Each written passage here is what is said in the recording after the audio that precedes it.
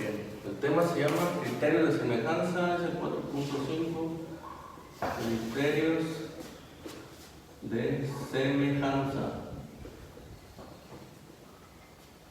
de los triángulos. Bien, la teoría la vamos a ver en el video del tema que van a ver, pero ahorita les voy a explicar un ejemplo más de cómo deben medir lo que van a medir. Los criterios nos dicen que si yo tengo un triángulo muy grande y tengo un triángulo más pequeño, ¿cómo puedo saber si son semejantes? Supongamos que este mide aquí 2 unidades y este mide 4 unidades, y si este mide aquí 3 unidades, yo veo que de aquí a aquí es el doble. Entonces, si este mide 3, este debe medir 6, ¿sí? Para que sean semejantes. Con esta teoría puedo yo saber que si yo no tengo este valor de aquí, le pongo una X, yo puedo hacer lo siguiente: dividir la altura del triángulo grande entre la altura del triángulo pequeño me debe dar igual a dividir la base del triángulo grande entre la base del triángulo pequeño. Debe de dar exactamente lo mismo, ¿sí? Donde se pueden confundir es lo siguiente: ¿dónde pongo yo los números? Los pueden voltear. Si quieren ustedes poner 3 entre X, tendría que ser igual a 2 entre 4 y nos va a dar lo mismo. Solamente no nos equivoquemos a la hora de colocar los números. ¿Cómo no me voy a equivocar? Fíjense: altura grande entre altura pequeña. Si yo empecé con la altura grande arriba, entonces la base grande la pongo arriba. O sea, altura entre altura, base entre base, pero todo depende cuál pongan arriba y cuál pongan abajo. Altura grande entre altura pequeña, empecé con la grande, altura pequeña, base grande, base pequeña, ¿sí? Debo de acomodarlo, o al revés: altura pequeña entre altura grande, base pequeña entre base grande. O sea, no poner altura grande entre altura pequeña y luego esta entre esta, ya no nos va a dar, ¿sí? Ahora bien, ya teniendo esta información de cómo acomodar, vamos a quitar este para no enredarnos. Utilizamos la regla de 3. La regla de 3 nos dice que si tenemos 3 valores y me hace falta uno, yo este valor que no tengo lo puedo encontrar de la siguiente manera: multiplicando los dos números que se encuentran cruzados, ¿sí? Los voy a multiplicar y lo voy a dividir entre el número que quedó solo. Entonces X va a ser igual a 3 por 4 entre 2. 3 por 4 entre 2. 3 por 4, 12 entre 2, 6. Que es lo que debe medir esta altura. Ahora bien, como este tema se utiliza para medir cosas súper enormes, edificios, torres, lo que ustedes quieran, entonces vamos a suponer que tenemos una torre, un edificio como los que se cayeron en Estados Unidos, ¿sí? Está demasiado grande, y también tenemos aquí una persona pequeñita, ¿sí? Muy pequeñita. ¿Cómo medir esta torre utilizando a la persona? Pues en un día soleado, donde el sol va a generar una sombra. Vamos a suponer que el sol está aquí, entonces va a generar una sombra. Y mentalmente nosotros podemos imaginar un triángulo donde tenemos la altura del edificio, que no conocemos, pero la base de la sombra sí la podemos medir, ¿sí? Y también este sol nos va a dar una sombra de la persona, donde la altura sí la podemos medir y la sombra también la podemos medir. Entonces, ya tengo estos dos triángulos, ¿sí? Y puedo encontrar la altura de este edificio. Vamos a suponer, nada más es un supón, que esta sombra digamos que mide 50 metros, para utilizar números cerrados, es un ejemplo. Y la altura de esta persona vamos a suponer que mide 1.60, ¿ok?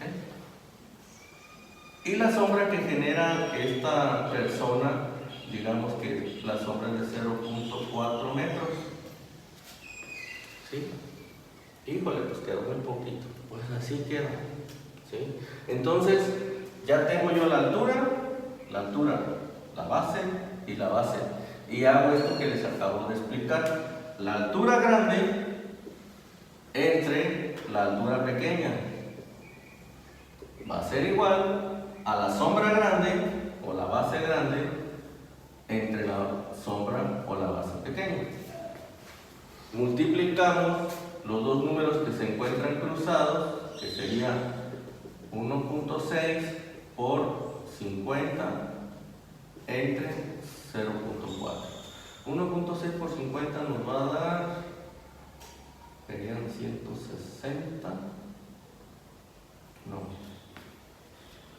80, 80, ¿verdad?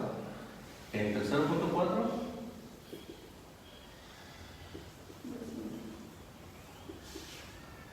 200. O sea que la torre mediría 200 metros. ¿Sí? Pero ahora fíjense qué pasaría si no hay sol. Híjole, vamos a hacer la actividad y no está el sol. O estoy en un lugar donde no hay sombra. Vamos a suponer que estamos midiendo algo aquí en las gradas y que lo hacemos abajo del techo y pues no hay sombra. ¿Cómo vamos a hacer lo de la sombra? Bueno. Cuando no hay sombra, se utiliza un pequeño espejo. Vamos a suponer que queremos medir una palma.